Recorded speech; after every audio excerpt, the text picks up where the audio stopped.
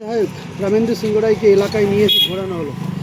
দেখুন যেমন কুকুর তার তেমন মুগু। আজকে বাপকেও ছাড়ে না, এই কথাটা আমরা খুব জানি বা দেখেছি। সেই জিনিসটাই আজকে দেখা গেল। খুব ভালো লাগলো যে আজকে সাধারণ মানুষ কিন্তু বুঝেছে, এবং আজকে যারা ওর পেছনে চোর করে ছুটছিল তারা সবই সাধারণ মানুষ, কোনো রাজনৈতিক দলের নেতা নেত্রী নয়। এটা আপনাদেরকে ভাবতে হবে যে ওখানে যারা ছিল তারা ওই রামেন্দুর দ্বারা অত্যাচারিত, নিপীড়িত, লাঞ্ছিত, অপমানিত, তারাই আজকে রুখে দাঁড়িয়েছে। যাদেরকে মিথ্যা কেসে জর্জরিত করেছিল, আজকে ওই যে মহিলাগুলো কাঁদছে, ওদের স্বামীরা জেলে মিথ্যা কেসে ফাঁসিয়েছে ওই রামেন্দুর অঙ্গুলি হেলনে, ওদের স্বামীরা সব জেল খাটছে মিথ্যা কেসে। আজকে তারা আজকে রাস্তায় দাঁড়িয়েছে, তারা তাদের খুব ভরা কান্না, সেই কান্না আজকে প্রতিফলিত হয়েছে। সাধারণ মানুষ আজকে বালি তুলেছে, বালি বিক্রি করেছে, সেসব টাকা উনি লুট করেছে। সর্বক্ষেত্রে আজকে চিন্তা করুন, আজকে আমাদেরকে মেরে আমাদের লাশ রাস্তায় ফেলে ফুটবল খেলতো, আর আমাদের বউয়েদেরকে ওই সাদা থান যেগুলো রেখেছিল, ওই সাদা থানগুলো আমাদের বাড়িতে পাঠিয়ে দিত ওই রামেন্দ্র সিং রায়।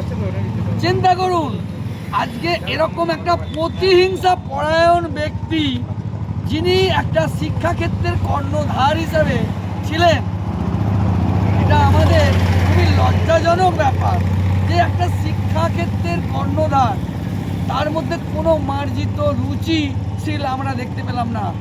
যে তিনি কি হিংসা, প্রতিহিংসার রাজনীতি করছেন। তিনি আজকে হিন্দু ধর্মকেও পদদলিত করেছে। উনি বলছেন রাম নয়, রাম মন্দিরে যারা যাবে তারা ভুল করবেন। এটা বলুন দাদা, এটাকে কি বলবেন যে এই যে কলেজটা যে জায়গায় রয়েছে, কথিত রয়েছে, ওই আজকে ওখানে যে যারা শিক্ষক ছিল তাদেরকে নিয়ে একটা ট্রাস্টি বোর্ড বানিয়েছিল, কিন্তু সেখানে শিক্ষকদের মর্যাদা ছিল যতক্ষণ উনি এমএলএ হননি। এমএলএ হয়ে যাওয়ার পরে ওনার একটা ল্যাজ গজিয়ে গিয়েছিল, উনি তখন ধরাকে সরাজ্ঞান করতে শুরু করেছিলেন, আর ওই শিক্ষকদেরকে কোনো মর্যাদাই দেননি উনি।